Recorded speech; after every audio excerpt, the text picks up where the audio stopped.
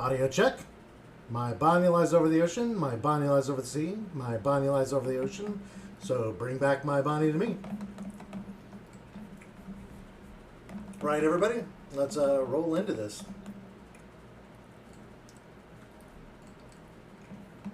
We're back to Citizen Sleeper.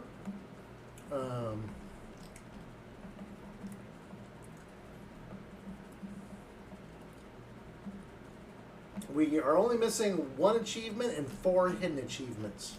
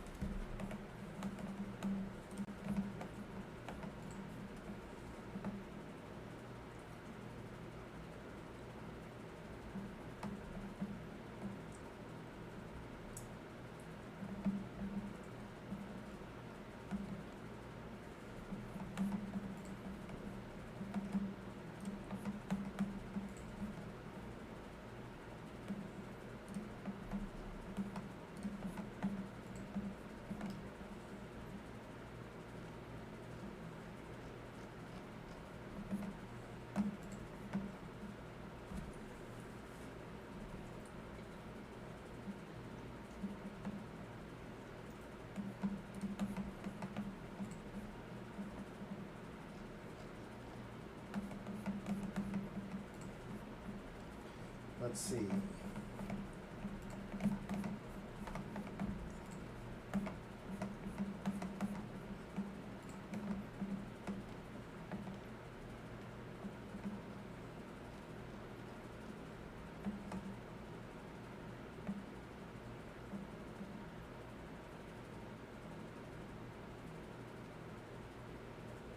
Oh, duh. Yeah, so we have 2 ending paths left, and those are more than likely the Thors, because there's 2 achievements per ending path, so we ought to score them. So the only other thing we got to do is open some crates. Hey, Cryshard.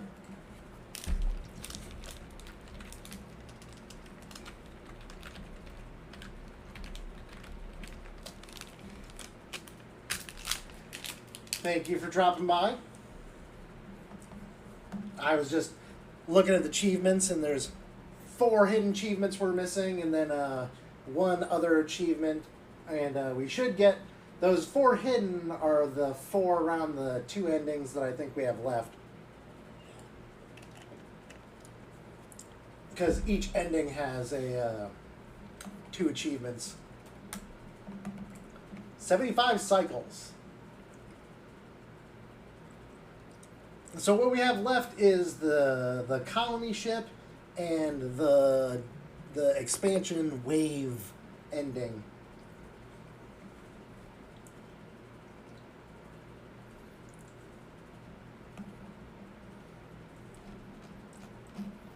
Okay, it takes a look through.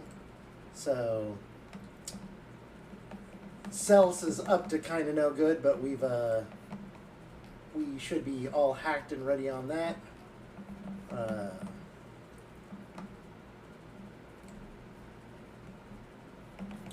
I can repair with scrap, and I can't buy formula anymore, so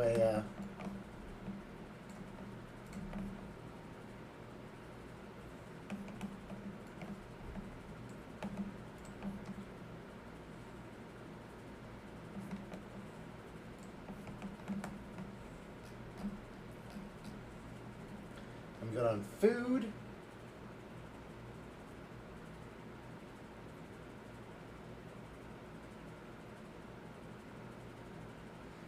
Yeah, that'll do ya. You know, little bit of pain med. You know, can go a long way sometimes. Okay, we got 2 turns till the Sidriel happens, and that's, I'm pretty sure, one of the endings.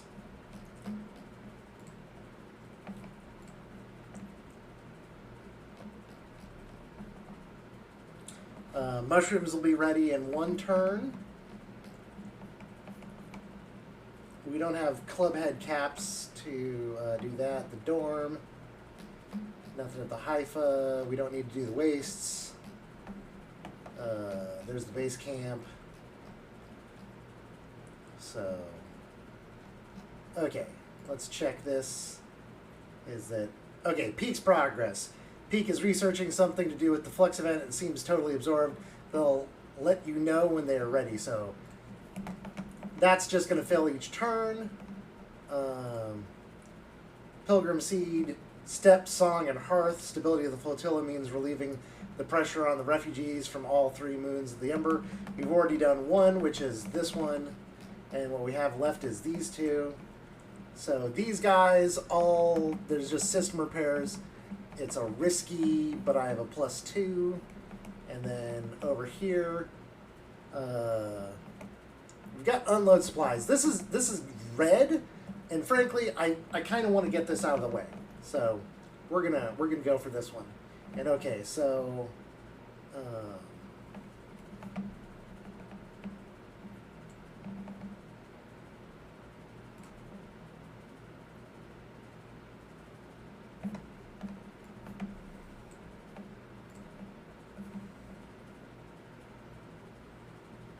you can't hear me, right, Kryshard?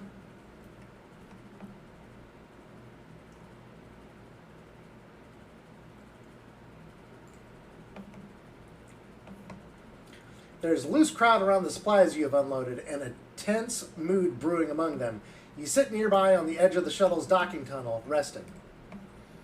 Further away, crews from Ember's Song continue their lives as usual, coming and going, trading, discussing. There's quite efficiency to the hub, set up as a common space for the swarm of small ships from Ember Song that are part of the flotilla. Unlike Hearth or Step, there's no one capital ship for the Mune's refugees, just a mass of individuals traveling in concert. We told Hearth we didn't want their scraps, the jeering voice comes out of the small crowd nearby. Peter, Steely Ember Song refugee. You turn to see a gaunt, pale man wearing the industrial work gear you have seen many of the Song refugees wearing. You hear me? I'm just going to be honest. These supplies are here to help. He smirks. Oh, how noble of you, coming out here to help us singers. There's a rumble of anger around the crowd. We agreed to join the flotilla for joint protection. We did not agree to Ember Hearth's using the flotilla to secure their control of the moons. You realize Peter is addressing the crowd as much as he's addressing you. With the cordon down, our crews are more than able to acquire what is needed from the Eye, what is owed as restitution for keeping us restrained. He pats one of the crates you unloaded. What we need, we will take.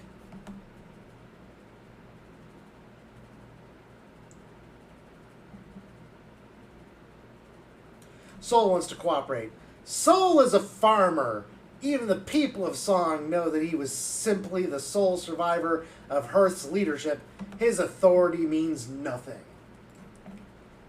Peter looks around at the crowd. Hearth think they can buy us, but we remember the past. A rumble of agreement runs through the crowd. He smiles at them. Take the supplies if you wish, of course. We are not wasteful. Peter approaches you directly. The crowd tentatively moves forward. By the time he reaches you, they are already dragging away crates and distributing the contents. I'm not one for shooting the messenger, Sleeper, says Peter as he approaches, but we cannot concede to Hearth here, not for a moment. I don't understand. I can see that. Peter sits beside you on the docking tunnel's lip. What was your plan, Sleeper? Unload the supplies and wait for someone to start throwing them back at you? He nods at the crowd rifling through the crates, because that's what was about to happen. So I should thank you? Peter bows a little. My pleasure. What do you think happened to the crew of this shuttle? He shakes his head. They were chased out of this place. Why do they hate Hearth?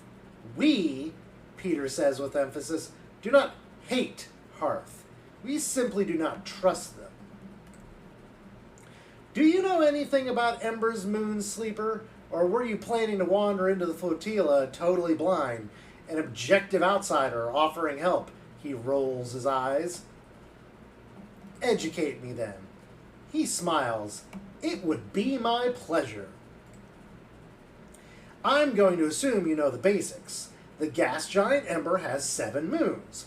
The 3 biggest are Ember's Step, Ember's Song, and Ember's Heart. He winks. We can cover the 4 sisters next session. Step was the first to be settled, a contract old Solheim gave to the terraformers Cybele Systems when they first claimed the Helion system. That's way back when. Step was a testing ground, and like most testing grounds, it didn't turn out too well. A partial atmosphere, slowly sloughing off each orbit, a dysfunctional ecosystem, and a whole load of dust-clogged settlers. The place is a miserable desert, long past its best before date. So, Cybele moved to Hearth, where they redoubled their efforts. The subsurface ocean and some balmy tidal heating helped, allowing them to build a real atmosphere, a real habitable world. A fact that typical Hearth colonists won't ever let you forget. How did Cybele achieve such a thing, you might wonder? Well, that's where we come in. It's that same old rule of surrogacy. The one humanity built our universe around. Peter claps a hand to his chest in mock pride. My moon, Ember's Song, is a sulfur-soaked rock covered in volcanoes, tidally heated by its inner orbit to sweltering temperatures. Exactly the kind of crucible you need to fuel a terraforming project. Energy, industry, fuel, Song provided the raw materials for Hearth, Peter grimaces, willing or not. And a crucible requires people to run it, us singers, born into a flaming pit and asked to stoke it so others might live in a paradise in the making. That's what we had to endure until Solheim brought everything down. Peter raffles off his speech from memory. You wonder how many times he's delivered it. No Solheim, no contract, no Cybele, and no Cybele meant 3 moons suddenly independent. Peter shakes his head. I kind of like Peter. It was a war, Sleeper. Sometimes hot, sometimes cold. And unsurprisingly, Hearth and Step came out of it better than us. Yet, Peter holds up a hand, they need us, Sleeper. Always have. And so we are the linchpin. We are the center around which the moons orbit. Ever swirling ember. We've resisted takeovers, sieges, and expansions, and now we'll resist this. Half the people on these ships think the flux was caused by Hearth, intentionally or otherwise. And I have to say, some cycles, I agree. So before you come here and hand out supplies like a good little soldier, maybe educate yourself.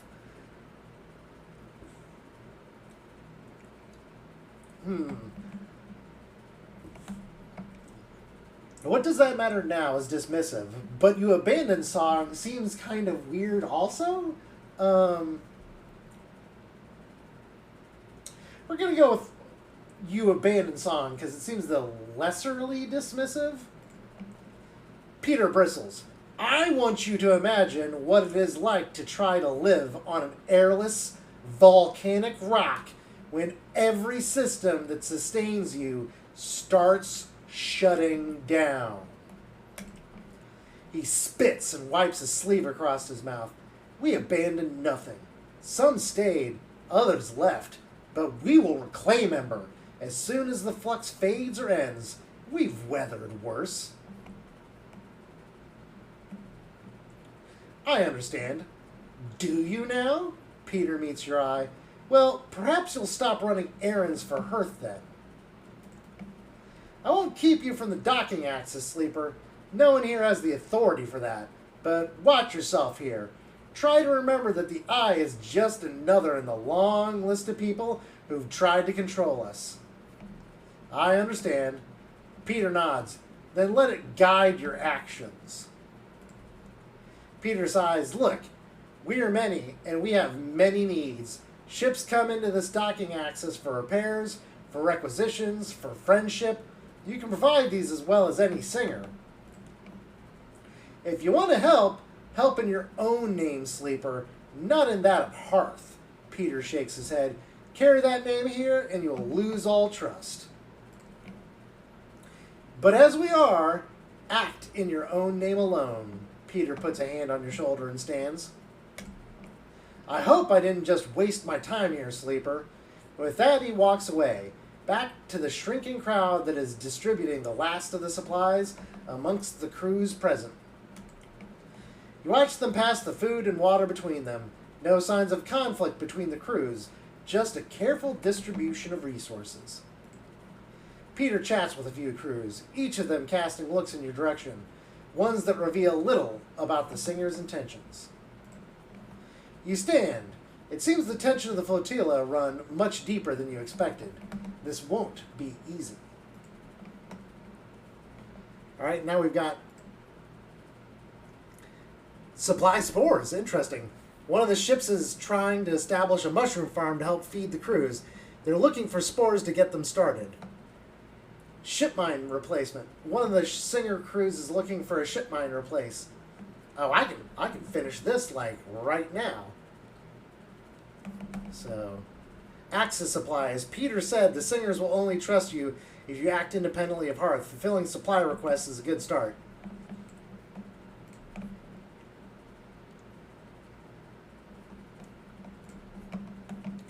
I knew I was smart not to sell these ship mine scraps. So now we're going to go make ourselves a ship mine.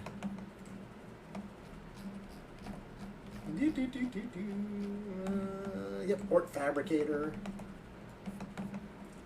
Woo.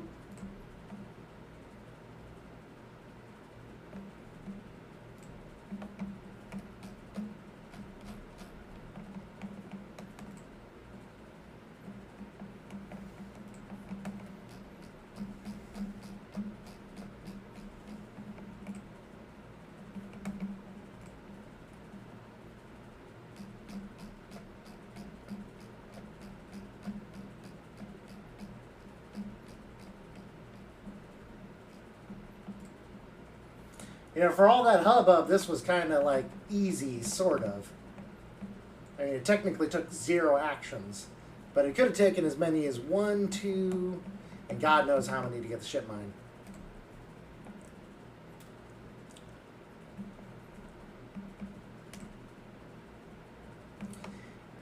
Peter, Steely Ember Song refugee.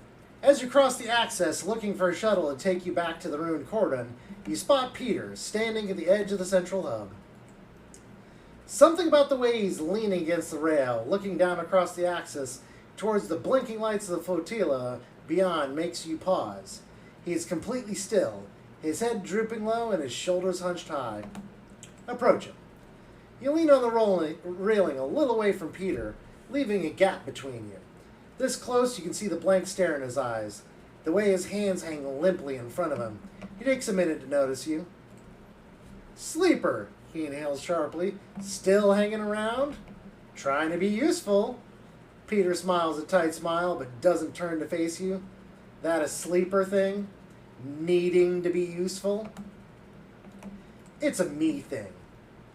It would make sense, Peter closes his eyes. Tools need to be used. What's up with you? Peter stands back from the railing. Who invited you, Sleeper? Who said you could come here? You think because the Hearthers decided to name you their errand boy, we have to put up with you? We don't want you here. We don't need you. His eyes burn with rage. Go home, you stupid machine. A second after he shouts that final line, he collapses in on himself, staying upright, but all the energy going out of his body. He slumps back against the railing, his eyes closed once more. You wait. After a while he speaks. I'm tired, Sleeper. Tired of everything. Tired of the empty paternalism of Hearth. I'm tired of the paranoid whining of the crews. I'm tired of endless cycles that look the same, smell the same, feel the same. I'm tired of running, of hiding, of fixing every shitty thing that breaks out here. His shout echoes a little in the hub, but few stop to look. He looks down at his feet.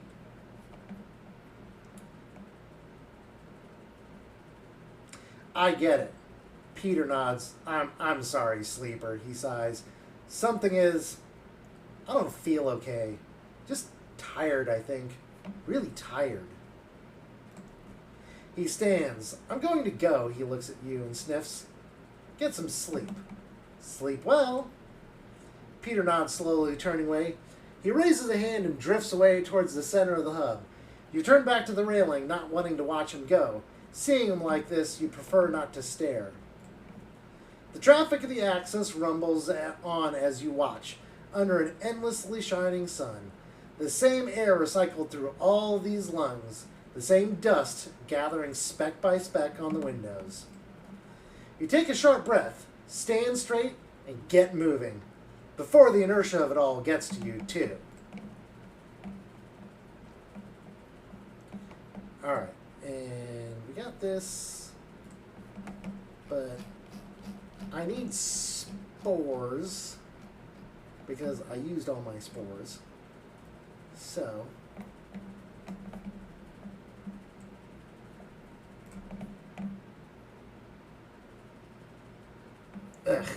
only got one.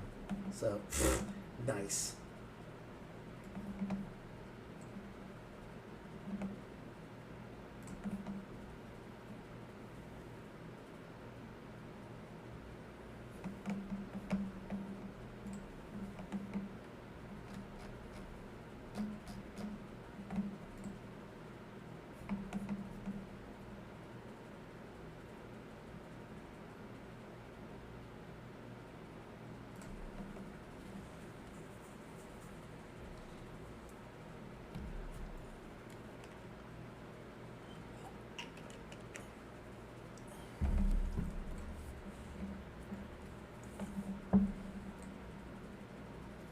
Time to get some spores.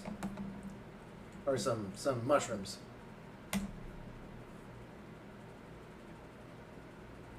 And there's my 2, so...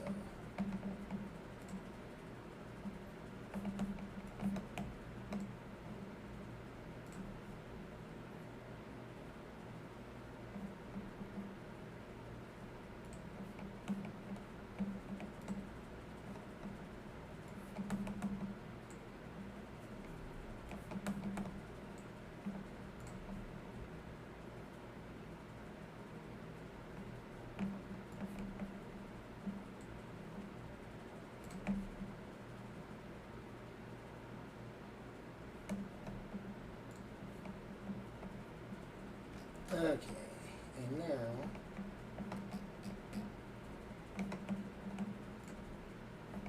Really? Ugh.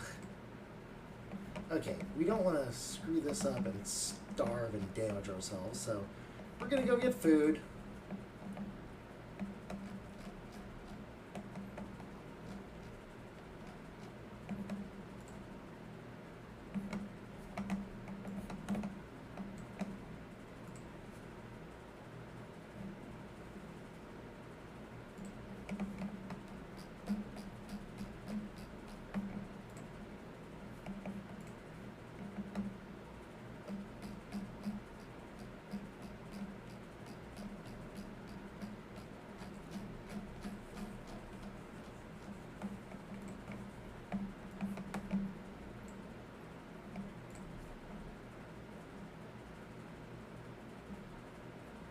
Wow. Oh, I just got... Oh, dang it. That was not what I meant to do, but... Ugh. Whatever.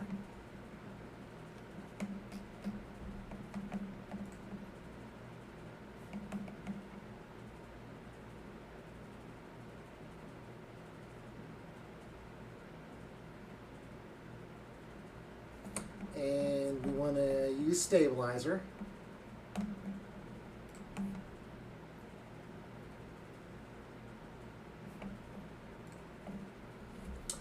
Okay, so this turn, I think we should be able to do the sidereal.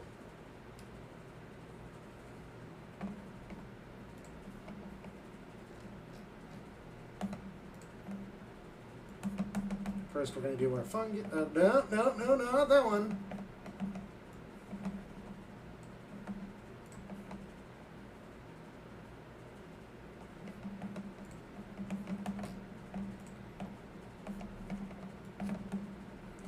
Get my next crop going for stabilizer.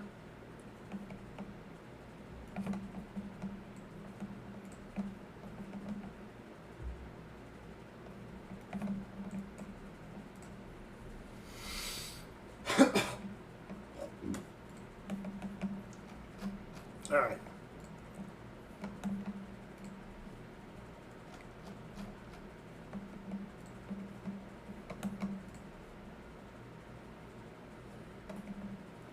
All right, Lem and Mina, worker and daughter. Here we go. Lem and Mina, shipyard worker and his daughter. He's looking a little worse for the wear, but Mina is looking happy. Give me 1 second. I need to go get my pullover.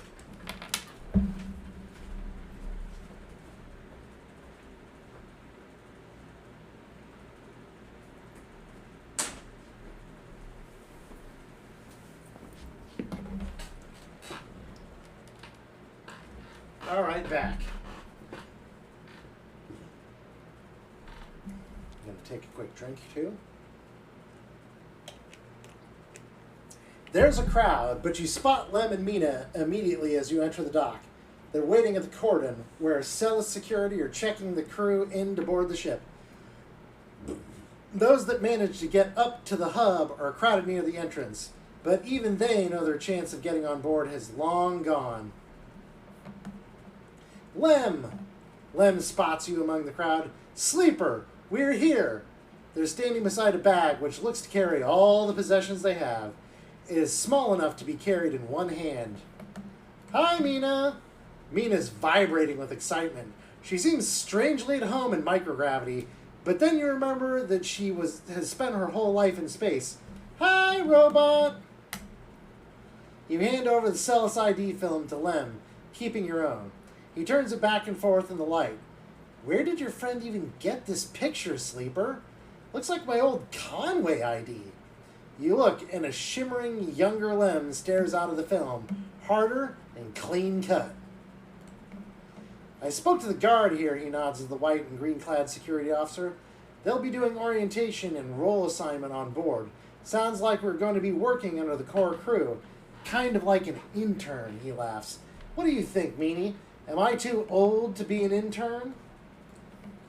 Following Lem's lead, you inspect your ID. As you lift the film up to the light, you see something strange, something that makes you flinch. The face printed in the film is one you recognize immediately, but it's not you. At least it's not how you look now. You squint at this ghost, confused why you hadn't noticed earlier. It is a picture of you. It is a picture you remember being taken, a memory that you didn't know you had. You remember signing the forms, the walk to the sleeper tanks, the cold metal floor. You remember the SNARP employee who helped you in, her smile clean and surgical. What is it, Meanie? What is it, Meanie? Come on.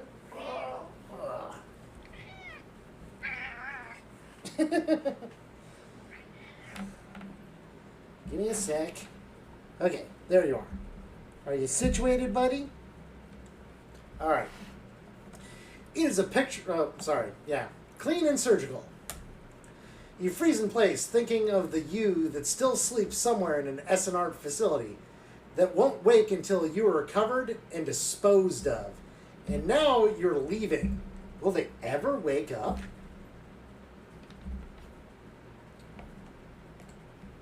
Sleeper, Lem interrupts your thoughts. These guys want us to board. You stare at him without thinking. Then notice the guard gesturing to you both to come forward. You all kick off and float over to them, steadying yourselves on the guardrail. You hang back, letting Lem present his ID film first. The guard slides it across a white machine, much like the one Castor printed them from. You reflexively rub the puncture mark on your hand. Even though there's no trace of it now, it seems to be your destiny to be someone else's tool. Lem and Mina are waved through, the guard smiling at her excited face. Lem turns back to check you are coming. The guard beckons you closer. So, if we board, we'll get an ending. So we're going to board, or I expect we're going to get an ending if we board, so we'll board. You shake off your doubts and hand over the ID film. The guard barely looks at it as they pass it through the scanner and waves you through. A new life built from old things. You okay? Lem asks, concerned as you catch up with them. You are so slow, robot, Mina teases, grabbing at you with small hands. Just making sure. Lem nods and you realize how much harder it must have been for him to cross that threshold. Mina struggles in his arms, trying to get to you, and Lem relents, struggling with both the bag and his daughter. Mina tumbles through the microgravity and grabs onto your clothes for purchase, pulling herself into your arms. You all proceed up the walkway, the entrance to the docking bridge yawning wide in above you. Are we family, robot? Mina asks you as you move, taking you by surprise. I guess so. Mina smiles and presses her head against your chest, pleased by your answer. You keep moving up into the docking bridge, then along that thin glass-walled connector, all the time Mina clutching onto you. The lack of microgravity means you can't feel her weight, only the grip of her small hands on your clothes. You both stare wide-eyed at the vast hull of the sidereal horizon and try to think of this huge machine as a home. Later, when you settle in your bunk, after Mina has finished running back and forth between you and Lem with an endless and infectious excitement, you find yourself looking at your ID film once more. Somehow, since the last time you looked at it, the image seems to have changed. It is still a picture of the old you, the person that signed up to have their consciousness copied and placed into the ownership of S&R. But something else has crept into the image, an underlying sense of self-identification. This is also a picture of you. You now. The you that survived the eye, that made friends here, that found a way out, that escaped against all odds. The other you might never wake up. They might never live again. But so be it. They co-signed you to a doomed life for their own gain. Their life is yours now. You will live it better than they ever could. You lie back on your bunk as the thrust of the Sidereal's vast engines kick in. This feeling, this rumble, will be your constant companion for the next decades. It will be there when you work, when you watch Mina grow, and when you dream of the planet at the end of the journey.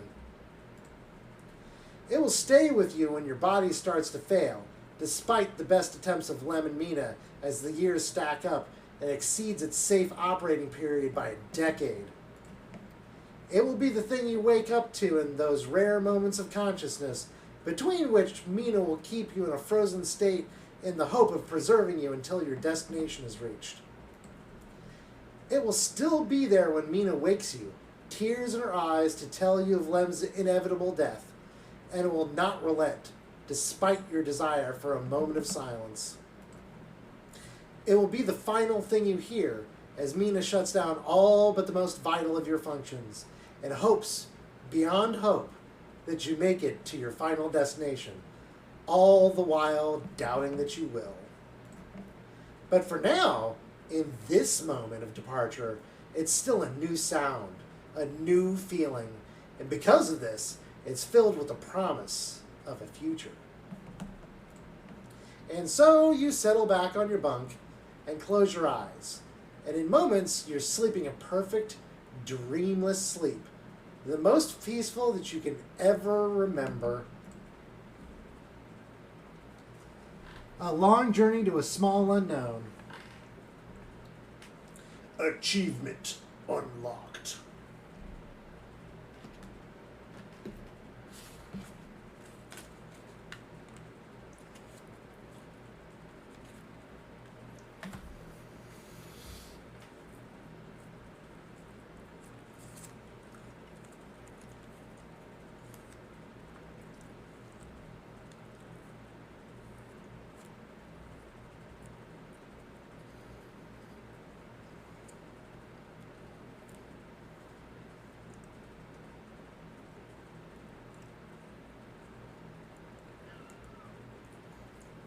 Panther, buddy, what is it? The credits are rolling. Do you want a toy? Is that what it is? You want to play? All right, give me one moment. I'm going to go get the fishing rod. Meow. Yeah.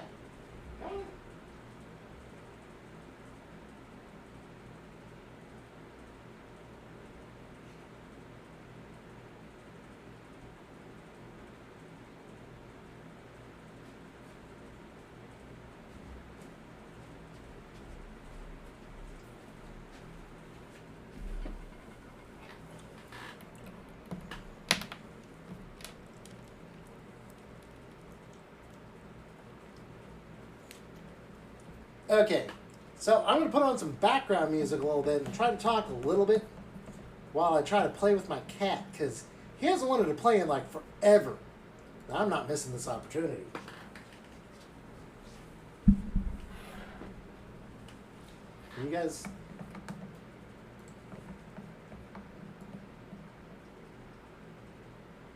There we go. Come on, buddy.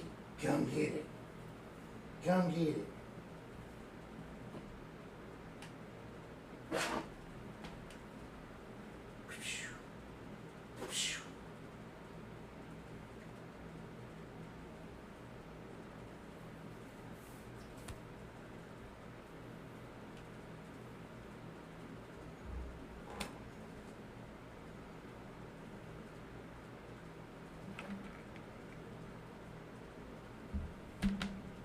He's not biting. Huh? He's watching. Just ain't biting. Come on, buddy. Come on. Come on. Meow.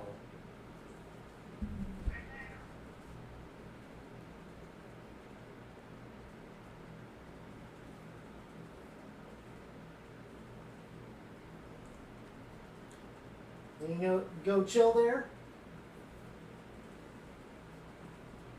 All right, I'm gonna go back to play my game, buddy.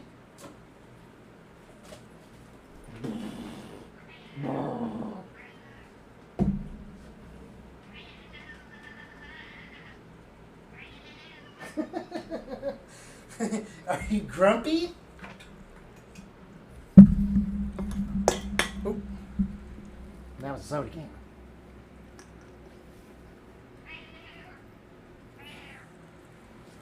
He's being angry. All right. Continue. Operator, cycle 77.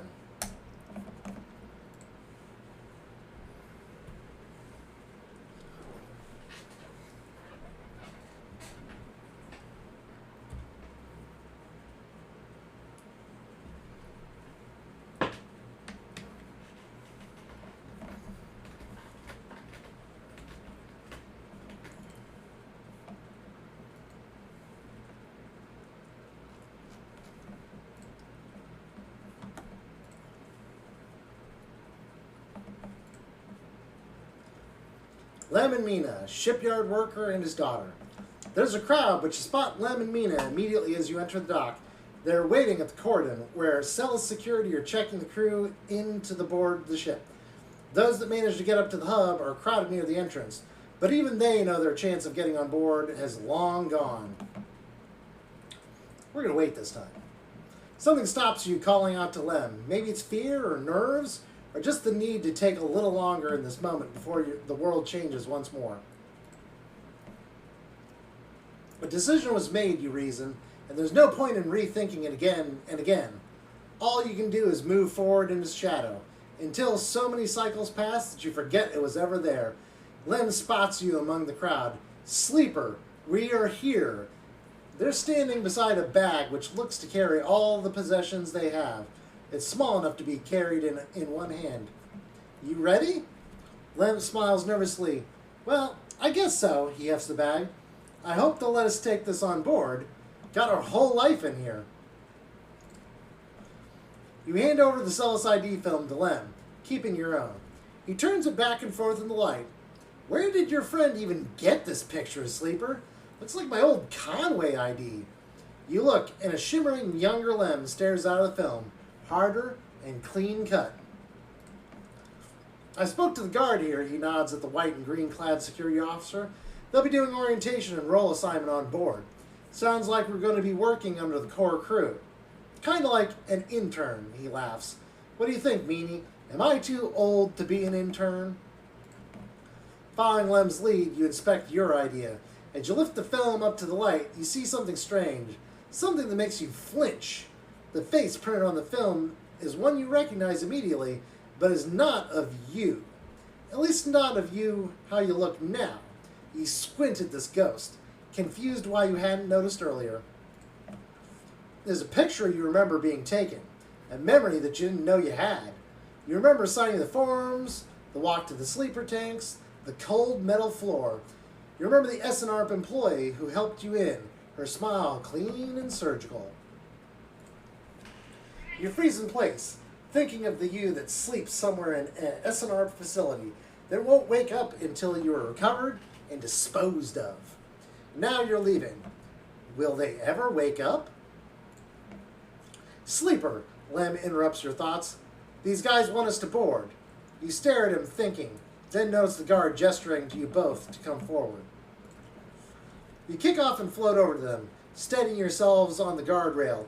You hang back, letting Lem present his ID film first. The guard slides it across the white machine, much like the one Castor printed them from. You reflexively rub the puncture mark in your hand. Even though there's no trace of it now, it seems to be your destiny to be someone else's tool. Lem and Mina are waved through, the guard smiling at her excited face. Lem turns back to check you are coming. The guard beckons you closer. Wait. You wait for a moment. You need to wait for a moment. This is all happening too fast, changing too much. There's so many questions you have, so many threads to catch hold of, and yet here you are, boarding ship to who knows where, on a journey that will take decades. Reconsider. Is this really what you want? How will you even survive? You suddenly feel dizzy, unsettled. You can make out the concerned look on Lem's face as you hold back. The guard gestures again. Mina's eyes, looking back at you, are so bright in the starlight. Stay on the eye.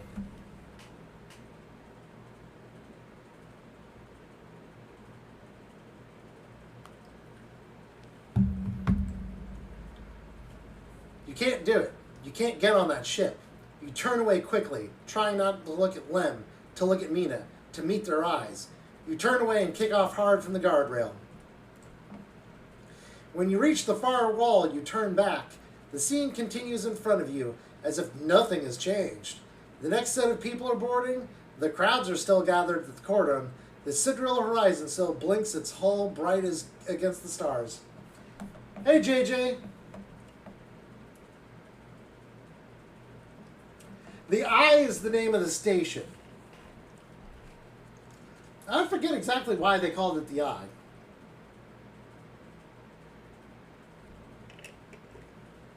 It's actually like some guy's name, the Eye. It's going pretty well. I think we might finish this game off tonight, actually.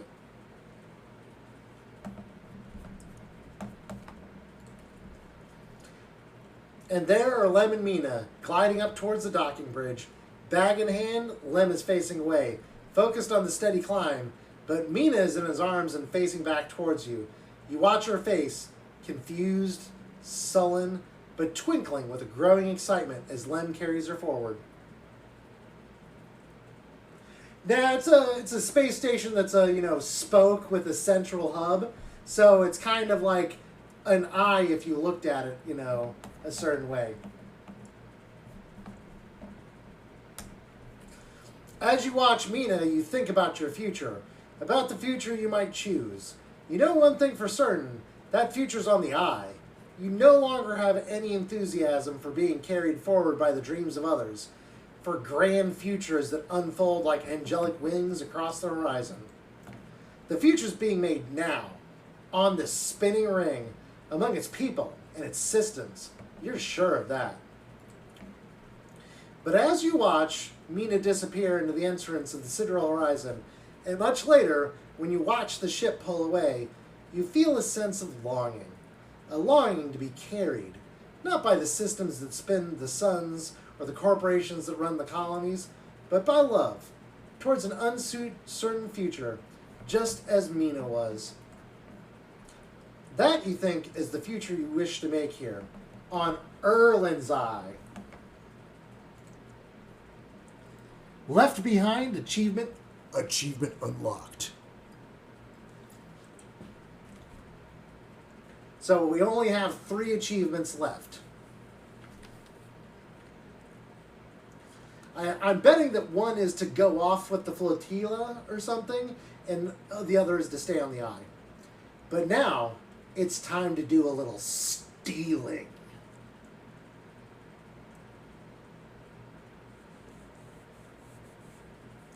Oh, yeah. So, people here, I'm going to give a shout out to a friend that finally followed me on Twitch. They have a pretty unique little art style, and they take commissions. So give them a look. Check them out.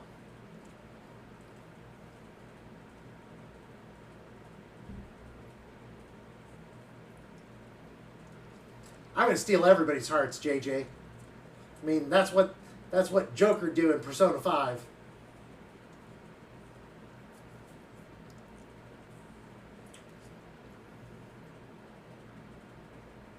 Actually, we're going to steal some scrap.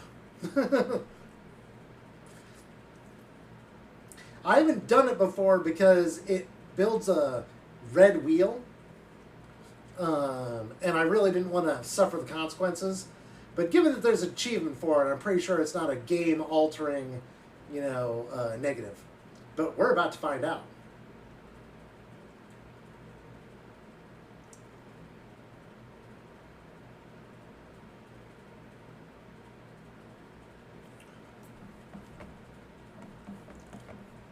Caster, low-end data fence.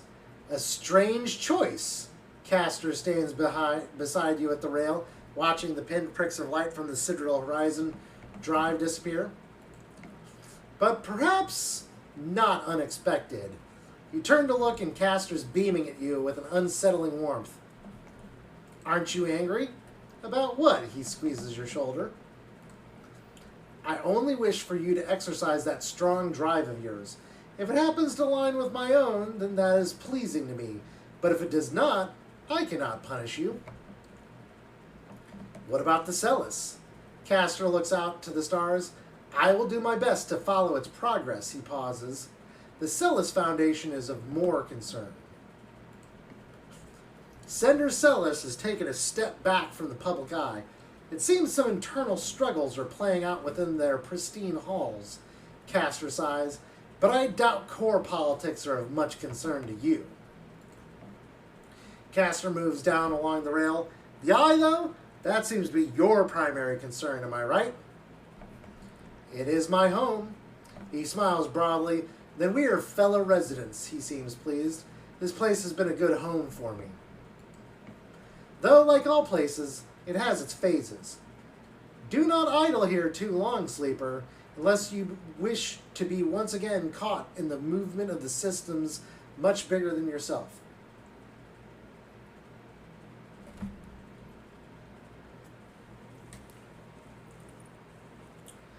Oh, Caster is a side character. This isn't even really like the main plot, quote unquote. So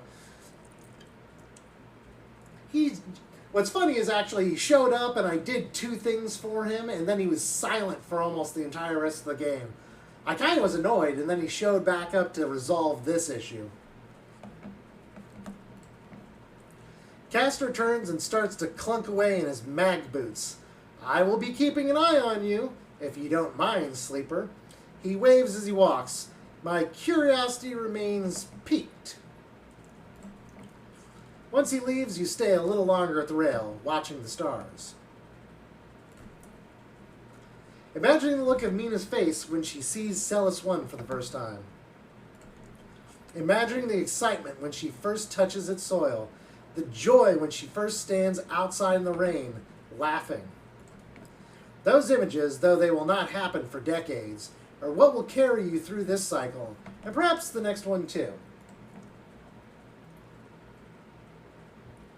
Yeah, I feel like the creepy data fence who's like kind of like helping you do things, like they could have used him a bit more, but there's a lot of characters in here who have like these interesting little short stories, but like, and they all add up to this kind of like broader story, but like they definitely aren't deep, I will say that.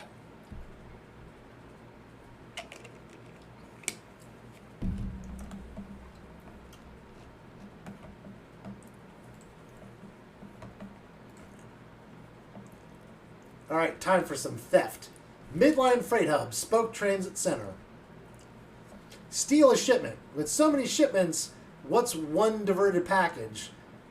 You would have no idea what you were stealing, but that's part of the fun.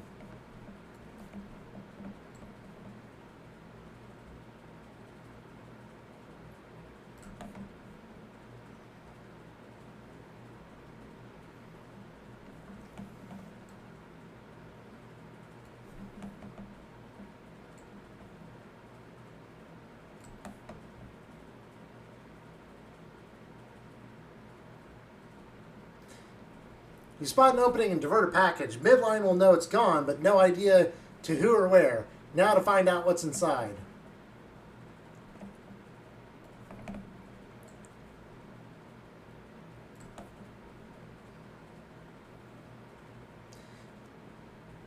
Loot boxes, achievement unlocked. Oh, duh, it's a red because now I can't steal anymore. Not because, like, someone's going to come beat my face in. Just like buying scrap. Yeah, see, it's gone now. I literally can't even do anything there. I'm not even sure what objects I got. Oh, looks like I mostly got scrap. Because I already had one ship mine fragment. And grove spores. I might have got some Garole caps in there.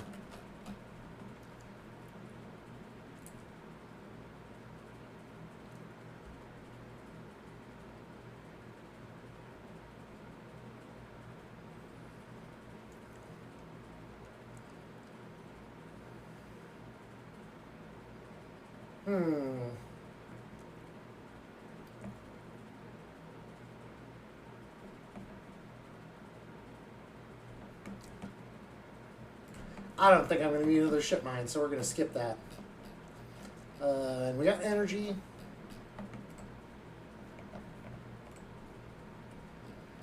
We are going to...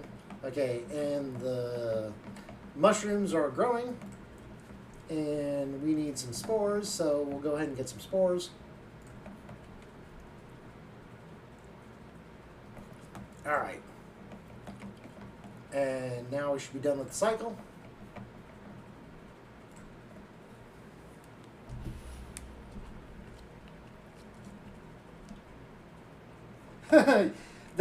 This is Cyberpunk, man. Everything's a microtransaction.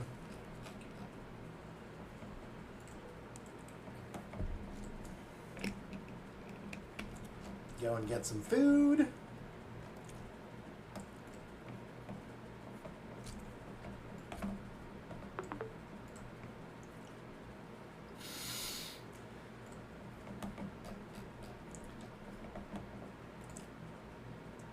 So see, this is where Castor was, and you could get I forget, you could get a thing of stabilizer, and I forget what the other thing was, but right? I wish we could get Rebecca.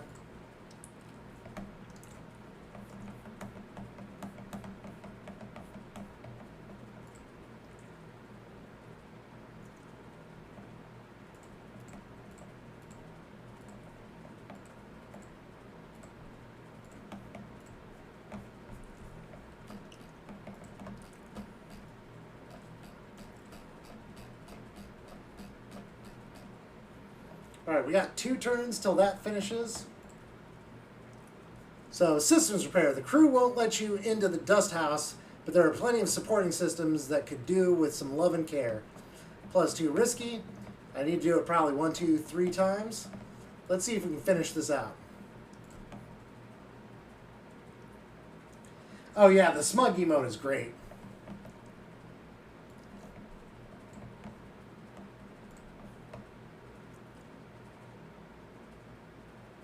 You notice a bug in the wind cycling systems and manage to fix it. Aki gives you a knowing look. Seems like you're approving yourself. Oh yeah. There we go. Bam. 2 6s.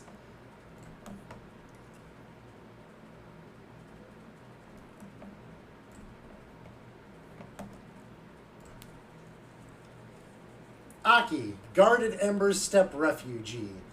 I see you've been contributing. Aki stands next to you at the dust house window. I was unsure what to expect when we joined the flotilla on its voyage to the Eye. But after the journey across the system, then the quarantine, and then the flux reaching all the way out here too, Aki stops herself. Thank you. She bows a little. The other ships have only been interested in sending us supplies, but we grow all we need, she gestures at the dust house. What the dust houses need, that is a problem that concerns us. She smiles and turns to you. Shall we go inside? I'd love to. Aki smiles. Come. She taps away at a panel by the window. Seems only fair that after your help with the support systems that you get to see what it is that you are maintaining. Aki leads you to an opening beside the window. You pass through a dark changing room. You notice Aki's sliding on an oxygen mask and visor. She looks at the swirling dust inside. Inside is just like Ember's Step. Thin atmosphere, constant dust storms, nothing that will bother you. She passes you a mask. The dust isn't exactly pleasant to inhale, however, so take this. You hold it to your face.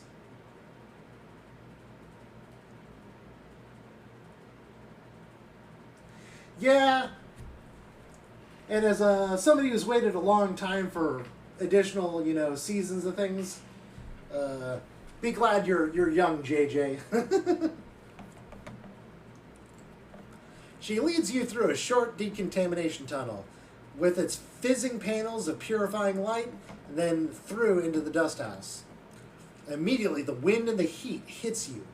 You feel the rough waves of dust scattering across your face and peer through the ember murk. Your feet slide on shifting piles of sand. Welcome to Step, or an emulation of it at least. Aki's voice sounds distant, echoey. The terraforming process only managed to provide a limited atmosphere around the moon, one which is slowly escaping. I just noticed there's the dust mask right there. It's been like that since I was born, so I got used to the idea. You catch your bright eyes through the amber dust. So did everything else that lives there. You feel something hard beneath your feet, beneath the sand, like a coil of rope. What is under the sand? This is step silk. It is one of the plants we established on Step. She kicks away some red sand. Like any bast fiber, it can be retted and woven into clothes. I'm wearing some made from it myself.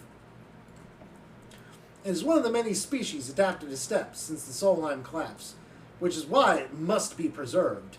She stares out into the swirling dust. It is as much a refugee as we are, and the dust houses hold hundreds of other species. You look at the pale, unassuming root, threaded thickly through the sand. Aki watches you silently. Had enough? It will be easier to speak outside. Aki leads you back out through the decontamination tunnel, which blasts the dust from both of you with a burst of metallic-tasting air, and into the changing room. Aki hangs up both the masks, patiently waiting your questions. What happened on Ember's Step? Aki pauses, pulling her shawl around her. She looks small and pale inside its layers. Step was already a doomed world, she sniffs. When Solheim gave it the terraforming contract to Cybele, They believed they could build an atmosphere, but the moon's erratic orbit made it impossible to maintain. By the time of the Solheim collapse, the atmosphere was already fading, and Cybele's attention was on Ember's hearth. After the collapse, Cybele fell too. Its researchers scattered across the moons, and any central organization lost. Since then, my parents' generation worked tirelessly to survive, to adapt what we had to the failing moon. The steppe silk, the other adapted species, are the life's work of Steppe's colonies. So when the flux started to collapse our computer systems, corrode and destroy our life support, our water supply, our agriculture, we had to leave. Aki sits heavily on a nearby bench. Soon the only traces of Steppe will be on this ship. Aki begins to cry quietly. You're unsure of what to do. No time for questions. Only wholesomeness. Sit beside her. And you sit on the bench beside her as she sobs. You understand why this ship, why the refugees from Steppe were so different. Their world was already dying when the flux arrived. Ember Steppe is a terraformed moon, a partial atmosphere, established colonies, agriculture, and yet when the flux events started, its people had to leave too. You think of the eye and the delicate web of decaying systems it rests upon. What hope does a ruined station have against a wave that corrupts, corrodes, and collapses? Aki interrupts your thoughts, rubbing her eyes. Not everyone left. There wasn't room to take all the people and fill the dust houses. My parents, their friends, and many others stayed, she sniffs. We carry the Steppe for them. Perhaps there is hope. We learn not to talk of hope on a dying world. There's meaning for them, and any future they can build with the time they have. She stands up. I wanted you to understand the importance of these dust houses, of what they contain. She leads you back out into the corridor. If the flux events continue to reach out to the eye, we need to build protections to ensure their safety. Aki meets your eye. I can help. Aki smiles weakly. I knew it. You'll be welcome on the wind's long shadow whenever you visit, or whenever you wish. These dust houses are already decaying. I've seen it. She stares into the dust. We had thought that they would last longer, but that last flux event. Help us. Aki looks at you. Please? I will. When you're ready, we will begin the preparations for reinforcing the dust houses. We need to be ready for the next flux event. Aki's eyes shine with the last of her tears. She takes a deep breath. I will see you soon.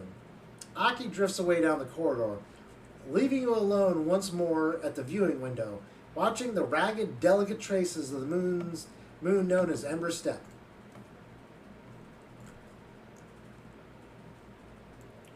Oh, jeez. That's a wheel. Steppe silk care. Intuit +2. Improving the dust houses isn't the only way to sustain the steppe silk. With intuitive care, the plant can be made more resistant. Dust house shielding. Engineer +1 dangerous. Aki's devised upgrades that will protect the dust houses from both flux and their slow decay. She needs you to implement them. Preservation. If the dust houses are to preserve their closed biomes, they will need shielding against the flux and protecting them from their slow decay.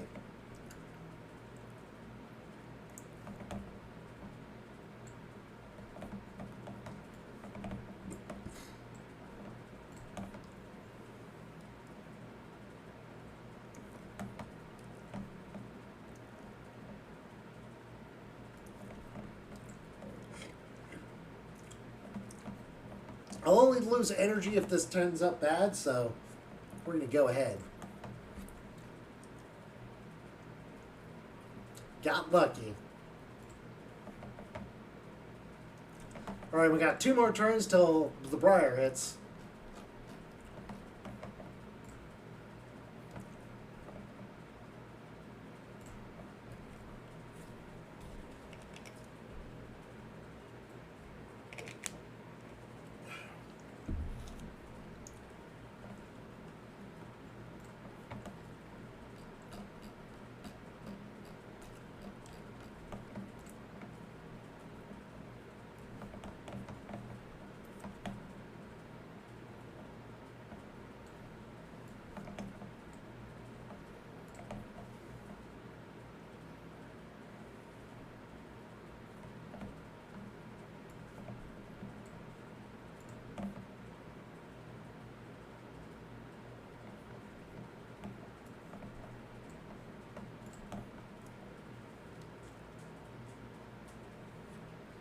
What you doing, Panther?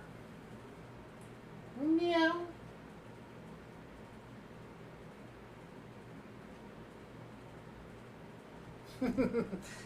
He's wandering around.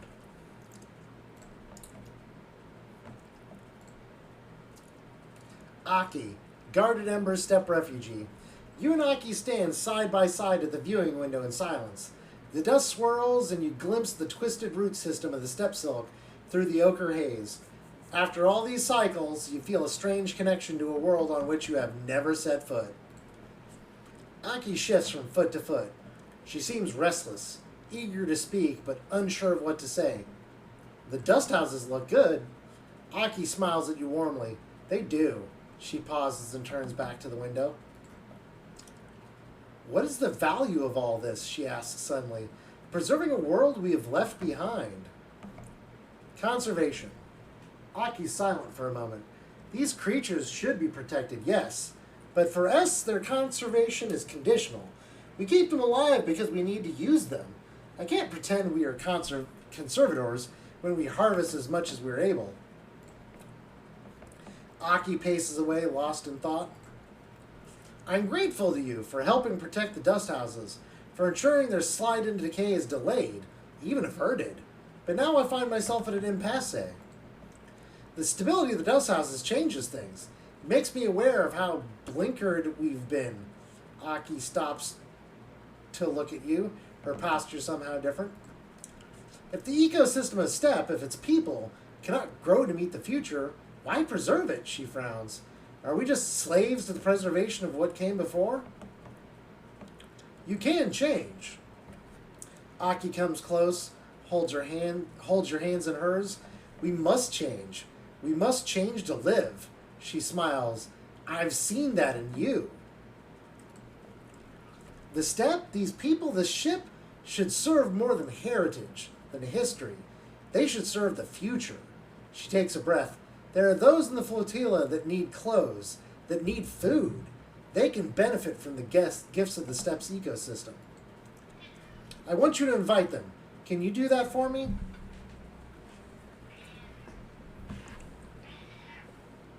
Come here, buddy. You want to say that louder for the crowd?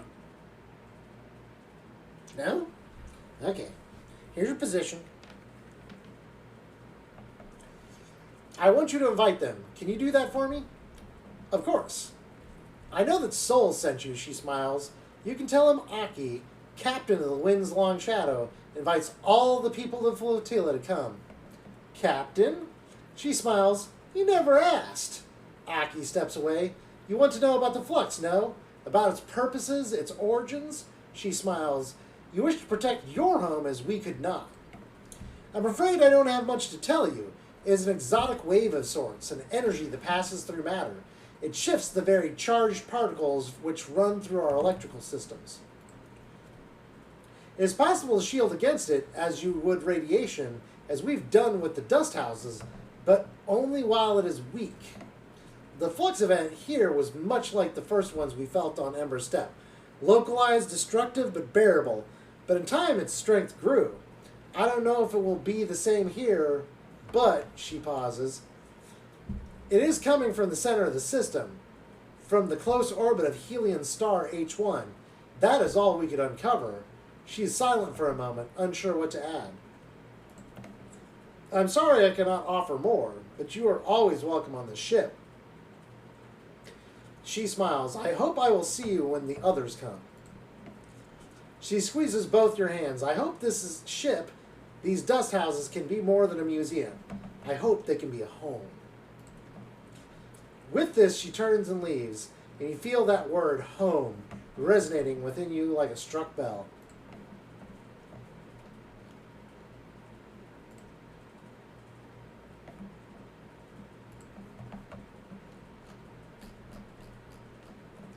Oh, docking access. We still have stuff here?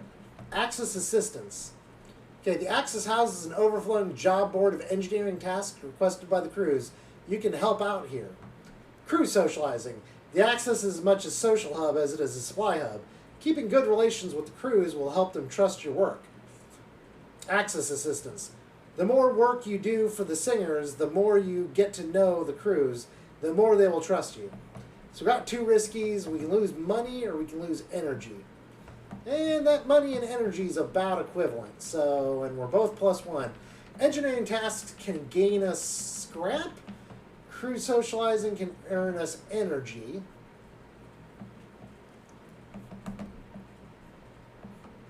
We'll do this one. Nice. Earned energy. Only earned 1 though, geez. Okay, re-roll this one. Good. 4. And this time we'll try the engineering board because we're almost to max energy anyway.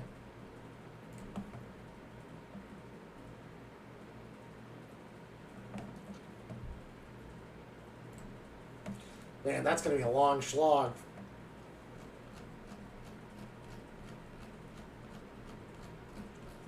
How are you looking on the mushrooms? 2 turns for the mushrooms. And I have 3 spores, so I don't need to do any tasks. So...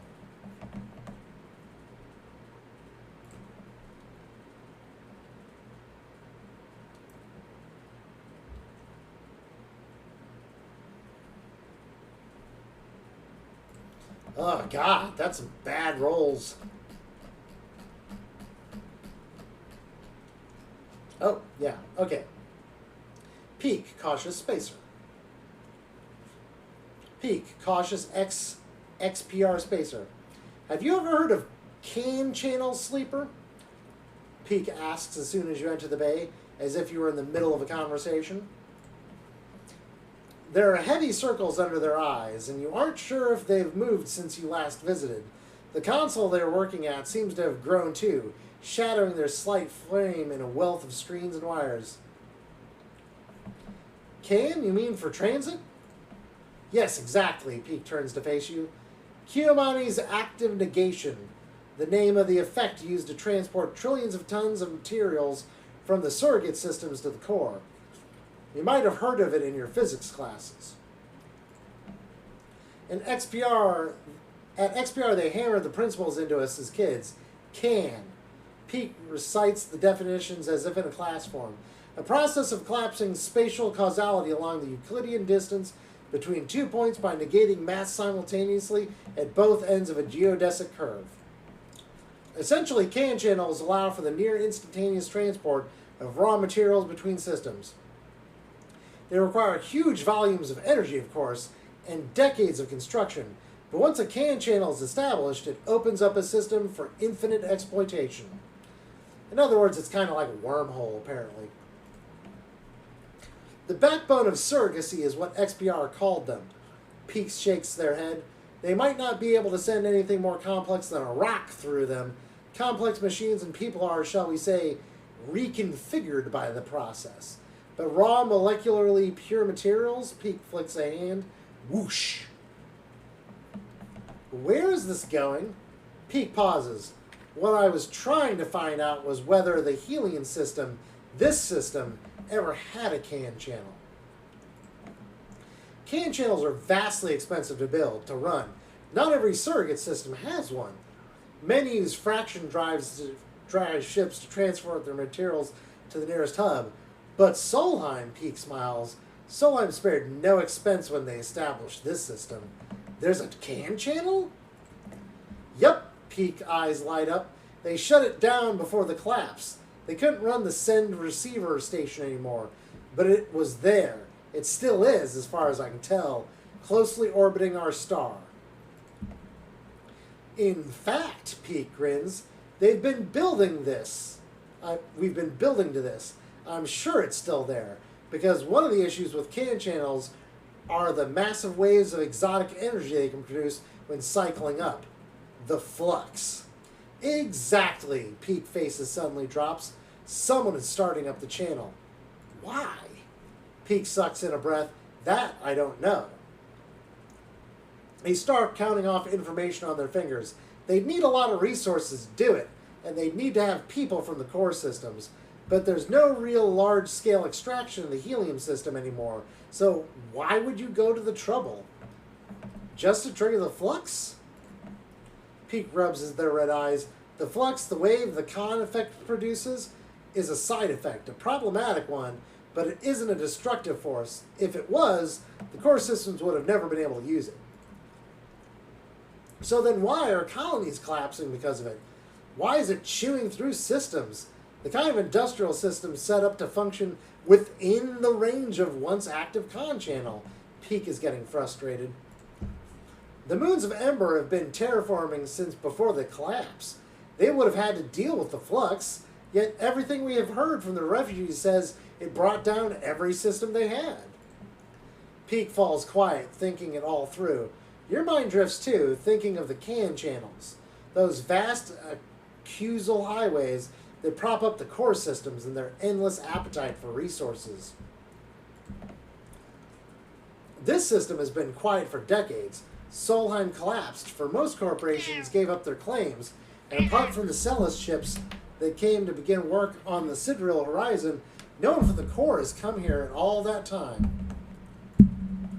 You shiver as you imagine the attention of the core, the systems of logic and exploitation that created you, created your suffering, turning towards the Helion system, a floodlight turned to this dark corner. A shrill bleep catches both your attention and Peak rushes the screen, one showing a crude map of the station. On it, individual markers begin to flare up with insistent chirps. Peak look puzzled for a moment, and then their face drops.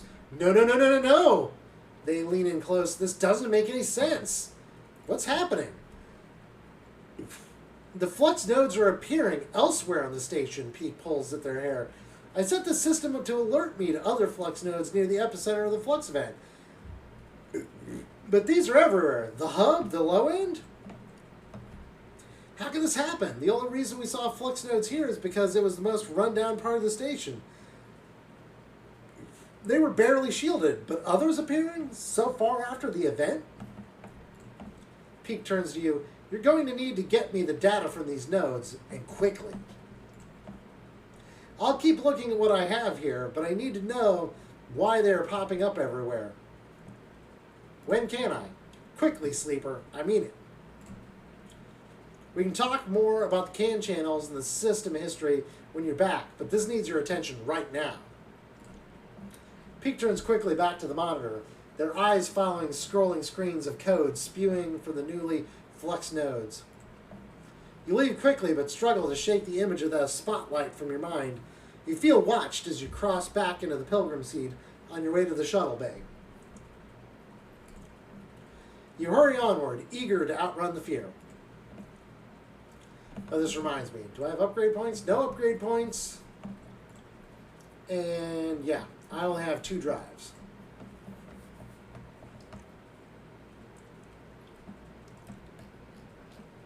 So, okay, so we have the docking axis.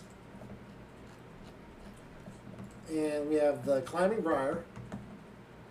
We have to find 3 flux data. So,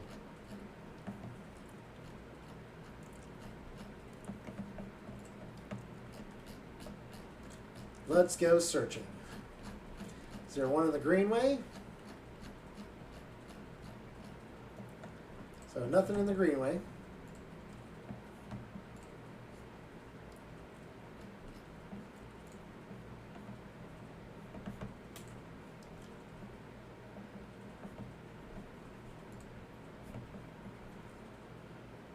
Oh, that's a noise. Flux node takes a 4, 5, or 6, which I don't have. So here's one.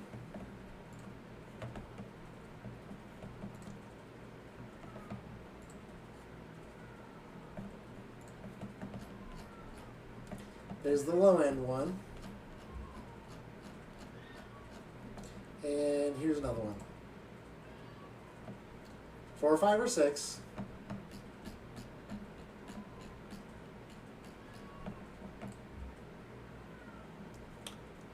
Four, 5, or 6. So, okay. Okay, give me a second. My cat's crying like a little baby. So I'm gonna go check on him real quick.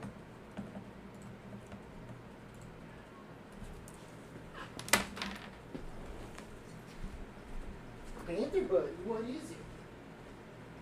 Huh?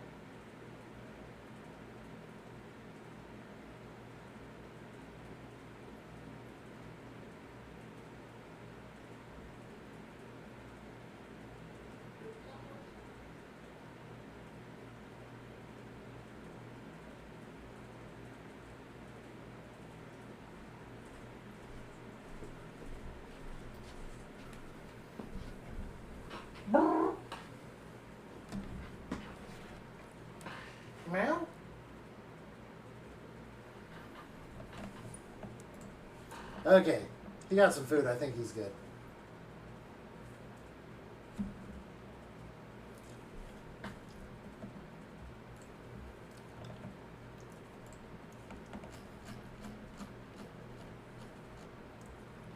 So we're going to re-roll all of these in hopes that we get some 4, 5s, and 6s. Nice, got him.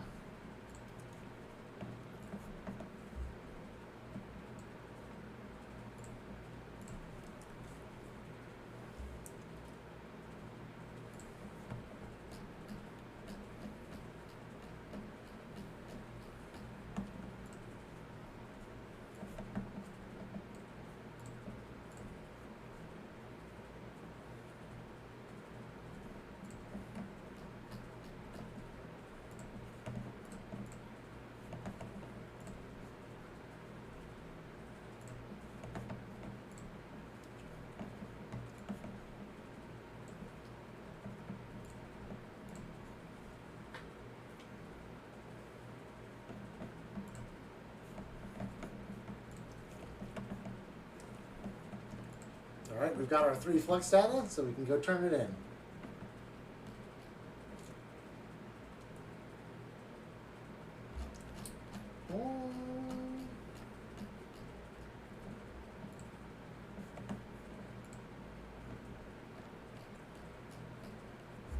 Next turn, we got mushrooms.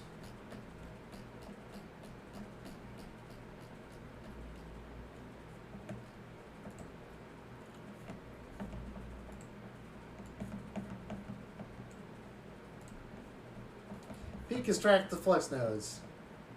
Peak loads the data into their decoding setup. I'll just be a moment. Don't leave, sleeper. Peak, cautious XXPR spacer. You watch as Peak works on the flux data. The nodes unfolding like flowers now, giving in to Peak's increasingly sophisticated decoding protocols. Seeing data like this as an image on a screen is almost unrecognizable representation to you. Is nothing like swimming among the nodes and threads. Despite this, Peak has proven themselves to be more than able to handle these complex data structures, even through this limited representational paradigm. The bay door hisses, interrupting your flow of thoughts. You turn to see Esh. Esh, stubborn XXPR spacer. Esh? She looks up and meets your eye, but doesn't respond. Esh stalks into the bay, head down. She looks tired, not in a mood to talk. How's the weapon hunt? Peak asks without turning from their screen. Slow, unsuccessful, tedious. Esh slams a bag down on a crate and hops up to sit on it. You still unpicking balls of yarn? With the sleeper's help, Peak smiles. They brought me some good stuff this cycle. Maybe they can help you find the weapons you were smuggling. It's clear Esh doesn't appreciate Peak's tone. Still looking? Uh-huh, Esh replies. And whoever took them better be making the most of their rapidly shortening lifespan right now. Esh, Peak cuts in without looking away from the console. We talked about this. This is my mistake, Peak, and I'll fix it how I want. Esh folds her arms. I know one of the factions on the flotilla has taken them. I just need to find out. Peak holds up a hand. Shh! They lean in towards the screen. Son of a... What? They hit it in the wave of the wave, Peak is whispering to themselves. It's alive. They lean back in their chair. Esh crosses over to look at the screen. Alive? Well, it's growing. It's processing. It's quietly working away in the dark. Look. You cross over to the screen and stand beside Esh. In it, you see that Peak has all 4 nodes decoded, and the pattern of the shadows from inside them sit on the screen like dark stains. Then you notice it. The movement. The thin threads cross from one stain to another. As you watch, you notice that the movement only ever happens in your peripheral vision, as if this thing, this shadow, knows it's being watched.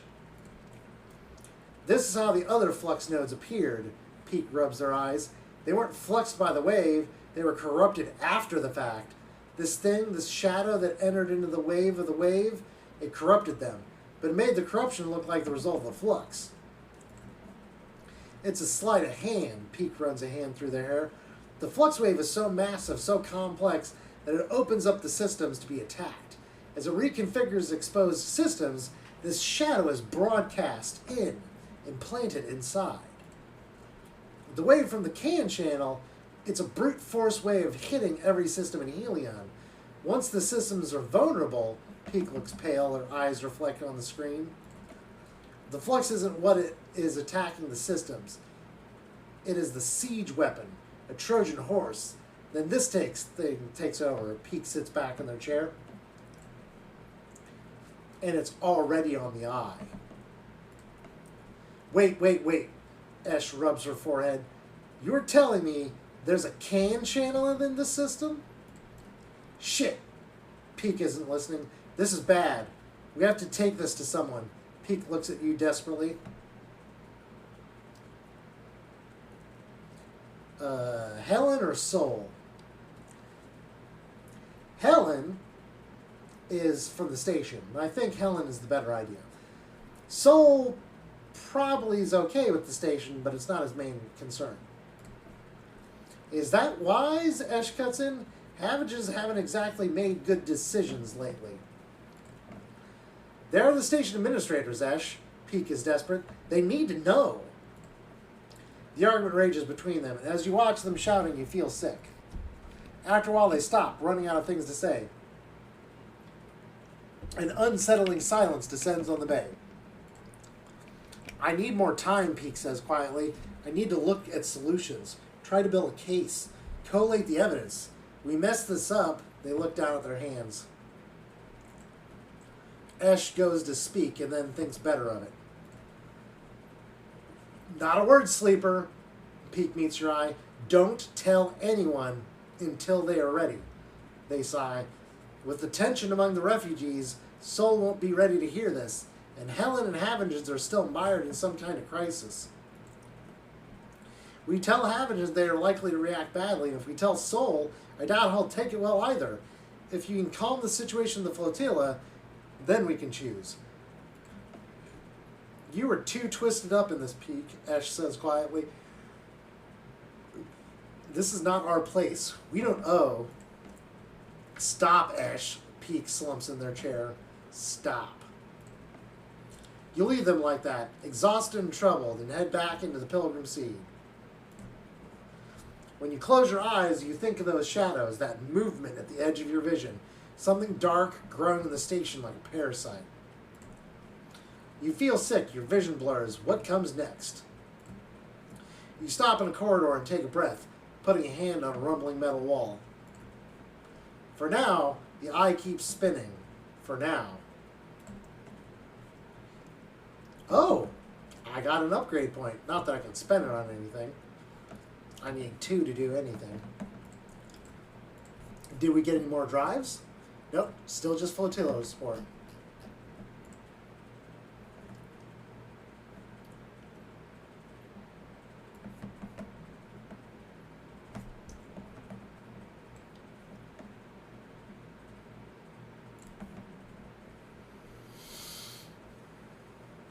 Oof.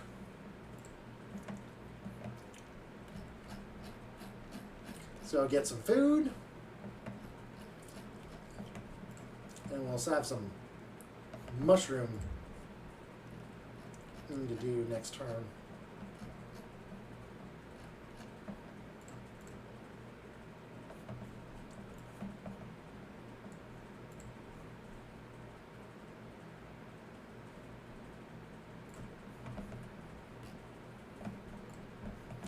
We haven't fed the cat in a while. We're going to feed the cat.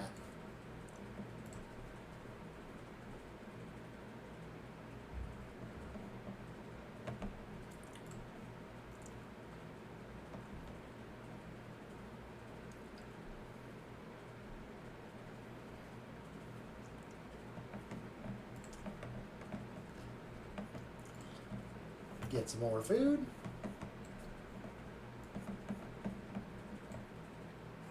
Actually, wait. We might earn food over here. Oh.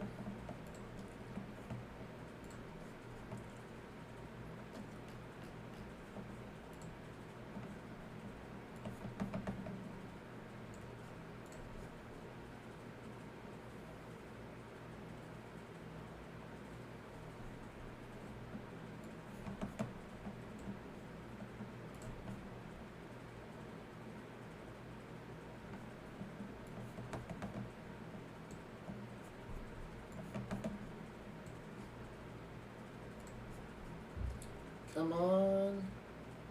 Yes. So make me my stabilizer.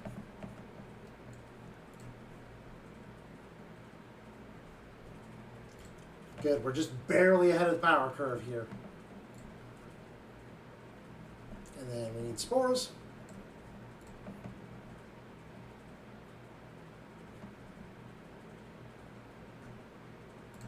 Oh. Or, yeah. So we've got spores.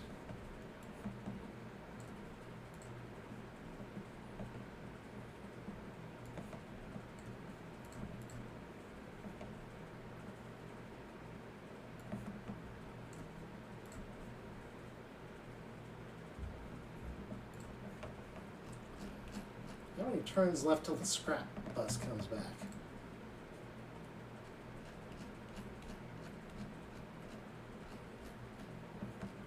Oh.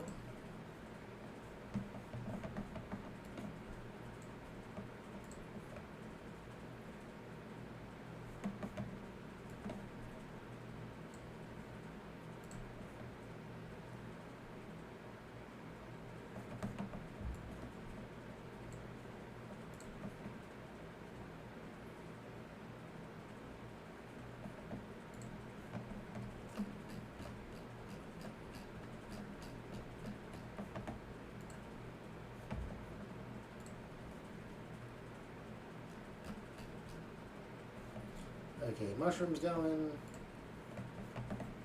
And the cycle.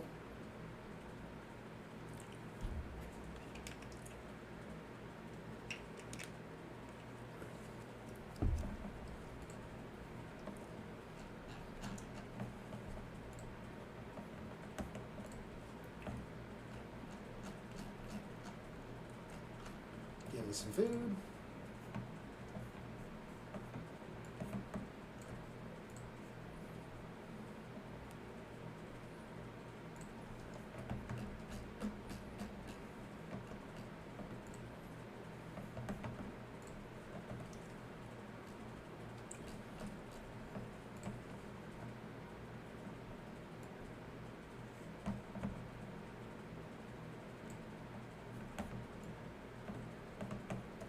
Actually, I can hack with one, so...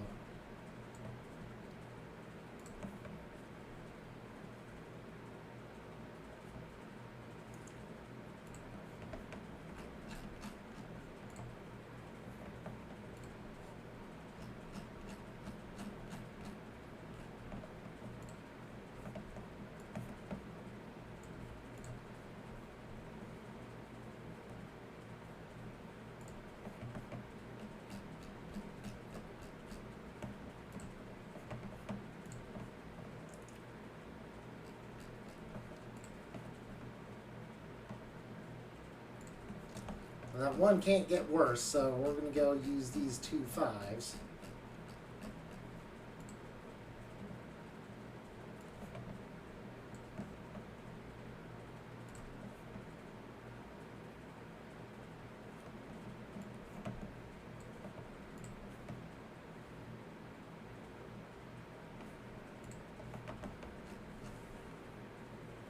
Oh, the briar's just not even a thing anymore.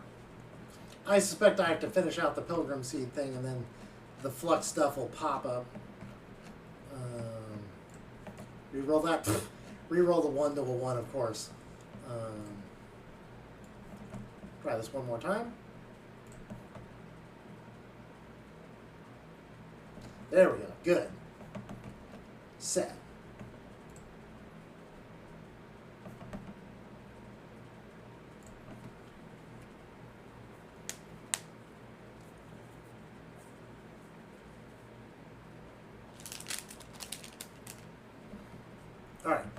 So we're going to use a stabilizer.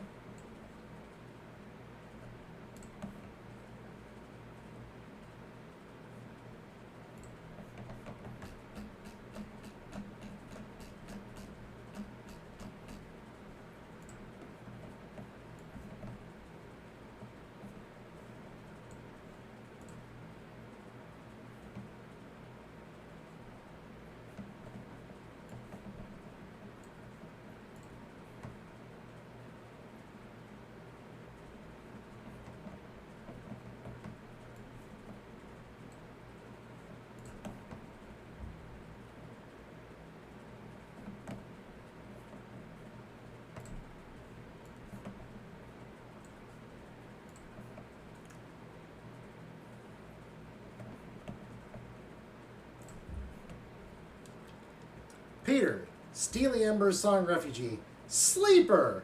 Peter calls to you as you cross the axis. He's standing by the same railing as you saw him last time, and he beckons you over.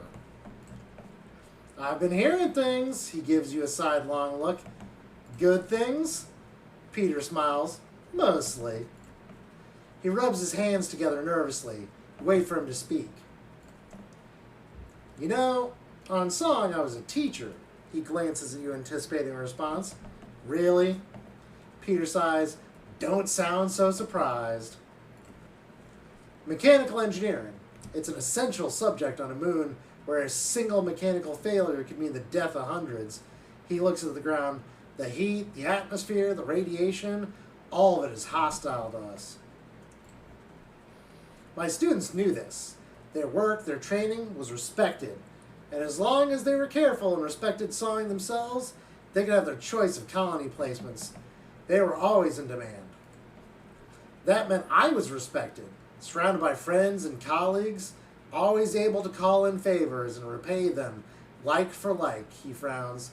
Sawing colonies are small, close-knit. We look after our own. When the flux events started hitting, colonies went dark overnight.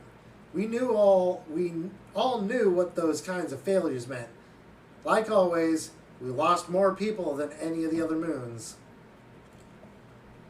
He balls his hands into tight fists. Not a single one of my students left song. Our future was cut off, just like that. My future, he flexes his hands. What am I out here? What use am I? Song is a fading memory, and the systems we built there are useless outside its orbit. How am I supposed to move on from here?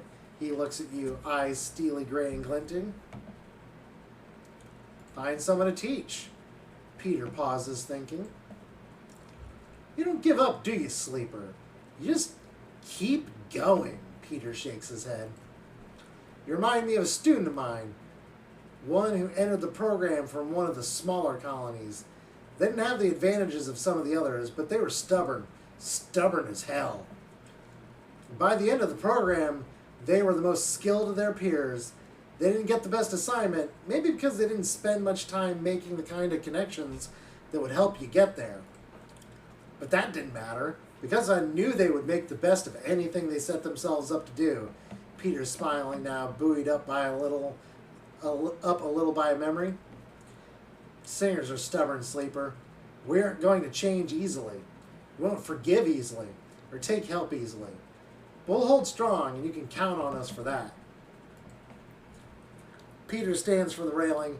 When you see Soul again, you can tell him that the crew of Ember's Song tell him how the crews of Ember's Song operate. Tell him we will resist. If that means resisting Hearth's imperialist ambitions, so be it. If it means resisting the flux, so be it. If it means, too, as you have, help others resist those same pressures, so be it. Peter smiles, and then tell him to leave us alone. He turns a step lighter and heads off towards the center of the Axis hub.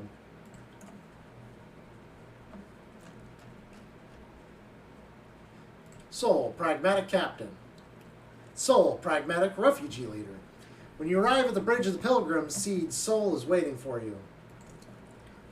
You wouldn't believe the messages that have come through in the past few cycles, Sleeper. He smiles. The ship from Steppe has sent a goodwill gesture. All cash and supplies from their own farms. He smiles. I'm not sure how we'll use them, but the gesture's a welcome one. Song, meanwhile, are apparently accepting supplies again, although a little reticently, if I may say so.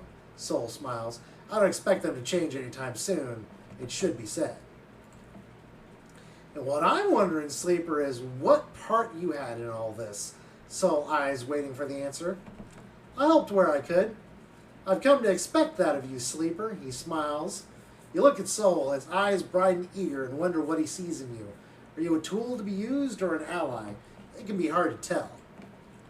I want to show you something, Sol squeezes your shoulder, turning you to face the lift. He leads you along the axis of the ship towards the engines, the clanking of a suit accompanied by the constant hammering and welding that fills the echoey bulkheads of the Pilgrim Seed at all hours. With the cordon lifted and the shuttles able to go out to salvage scrap and barter for supplies, the ship has become a place of transformation, moving towards some state yet to be revealed to you. You look at Sol. What is his plan here? What is he preparing the Pilgrim Seed for? Or are his sharp eyes simply focused on making it through the next cycle? Suddenly, Sol stops in front of a huge bulkhead door, like the seal on the front of a dry dock hangar. He signals to someone in a cabin high up attached to the wall, and they begin the process of opening it up. The Pilgrim Seed was built as a short-range freight carrier, you know. The amber warning lights on the bulkhead door send spinning shadows across Sol's face. We built it to ship the entire harvest from thousands of farms to the silos at Pasarao. When we realized we need to leave, it was the biggest ship we could muster. Sol raps on a metal plate, and somehow she's carried us all the way out here. You led the evacuation? Me, he laughs, not even close. I was a farmer, and a whole load of land and people to run it, and my people helped convert this place for the long trip. He looks at his feet. Others led, organized the evacuation and debated the plan. What happened? Not one of those folks made it, Sol rubs his forehead. We were out in the black a long time before we got here, Sleeper. Things happen. The upshot is I was chosen to take over. I guess my crew trusted me, and I knew the ship. I argued, reminded them I'm no leader, and that I'm sick. But well, when service chooses you. A loud klaxon sounds, indicating the bulkhead doors are ready to open. They groan as they slide back. The metal squeals, echoing through the vast ship, bouncing off its hard-plated walls. At first, all you see is darkness. Then the lights go on, in huge strips that stretch back and back as far as you can see. The space in front of you, a vast bay, bigger than any you have ever seen, is empty. When we left Earth, we didn't have the time or resources to convert the entire ship. Sol begins leading you into the massive space. So much of the freight space we sealed away, shut down. But now we have time. We have resources. We stabilized here, at least for the moment. Sol turns to you. Now's the time we make use of all this. What are you planning? What do you think happens next for the Eye, Sleeper? Sol sighs. The flux has already hit one part of the station. And from what I know, it'll hit again. On Hearth, we lost everything. There isn't much time, Sleeper, but there is enough time to do something. Think of the number of people we can fit in here. The farming stacks, the housing. Hell, we can plant some of those mushrooms you love so much. This is the way forward, the only way.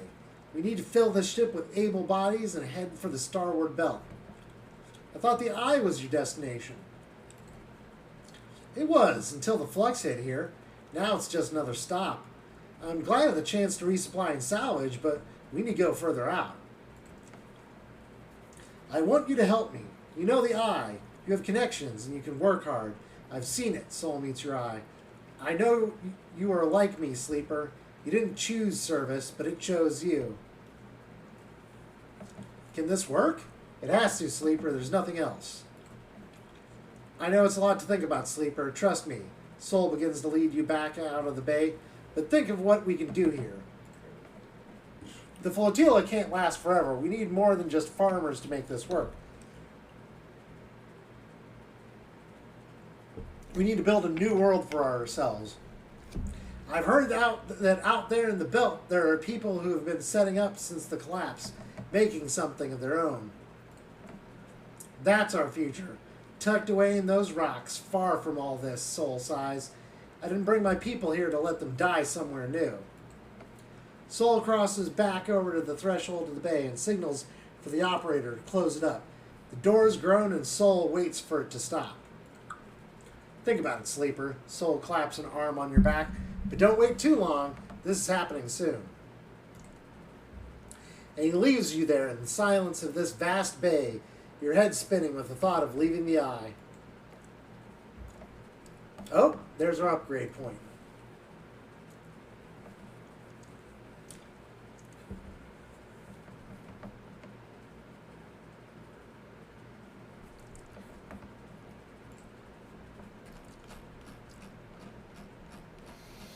What's our mushroom farming? Mushroom farming, +2, +2.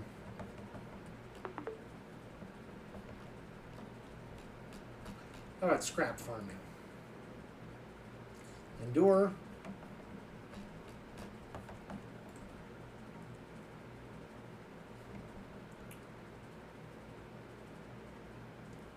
Okay, engage can get us energy.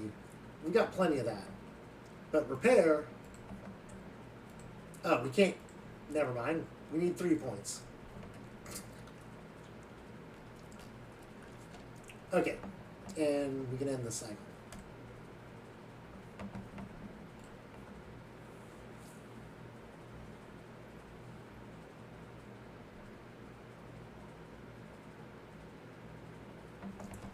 And we're going to stretch this a little bit.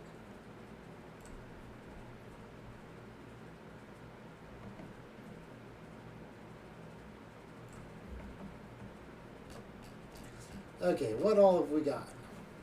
Okay, the Briar is open now. Let's check the Briar. Oh, episode Refugee complete. Thank you for playing. The episodic story of the flotilla will continue in episode Purge coming early 2023. It's early 2023.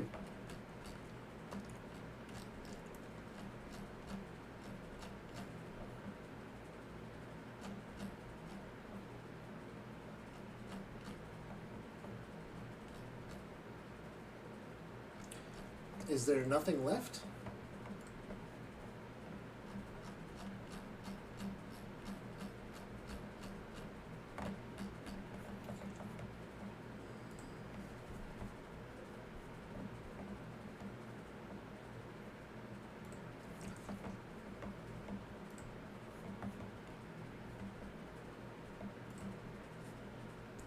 Here we have 25 or 27. There's 2 hidden achievements that I don't have.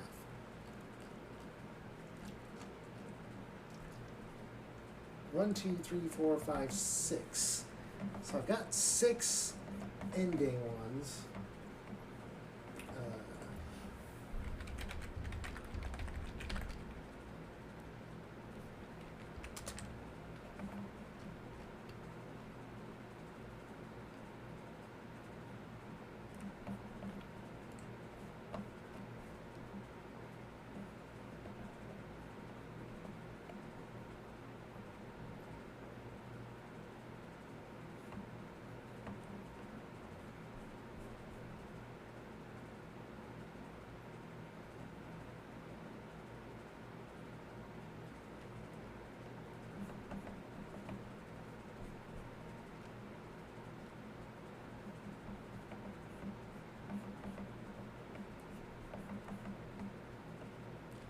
Okay, 3 body problem is 1. Fixed star is starward. Solo ticket. I swear we got solo ticket, right?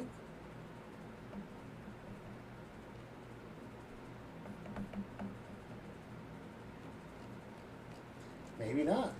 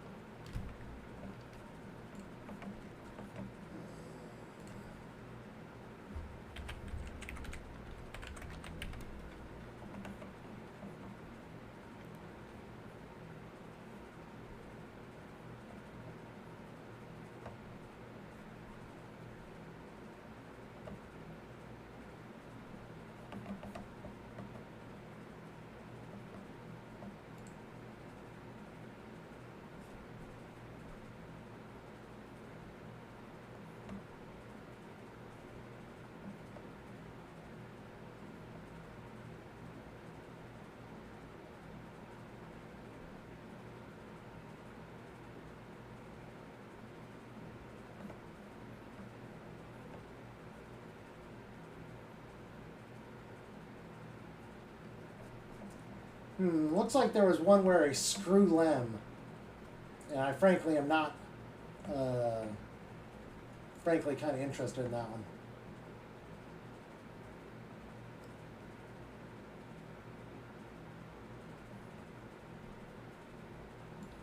Yeah, so the running game and 3-body problem.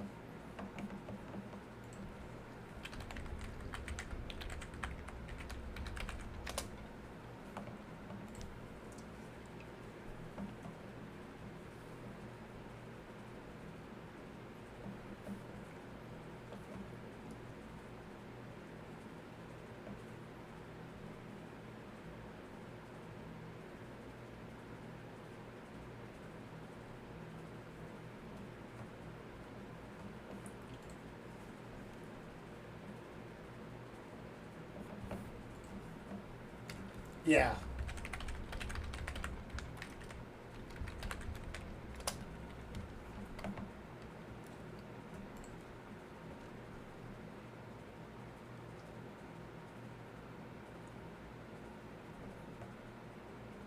Oh, okay. So yeah. Basically, the two achievements I don't have are screwing Lem 2 different ways, and I'm just not going to do that. So we are done with Citizen Sleeper until the next expansion comes out. Maybe I'll play the other ones offline or something. I don't know, as I don't think I want to bother. Is that I can always do them later during another expansion or various other things. So I think I'm probably going to take a break next week. And try to set up some things on stream. I got some things cooking in the background, and then I'll probably be back the next week. So let's see who we can raid. Is Cody still on?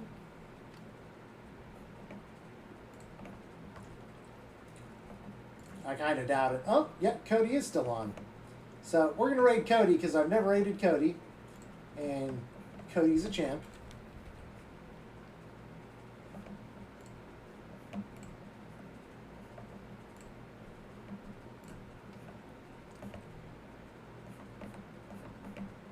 Oh, let me get my...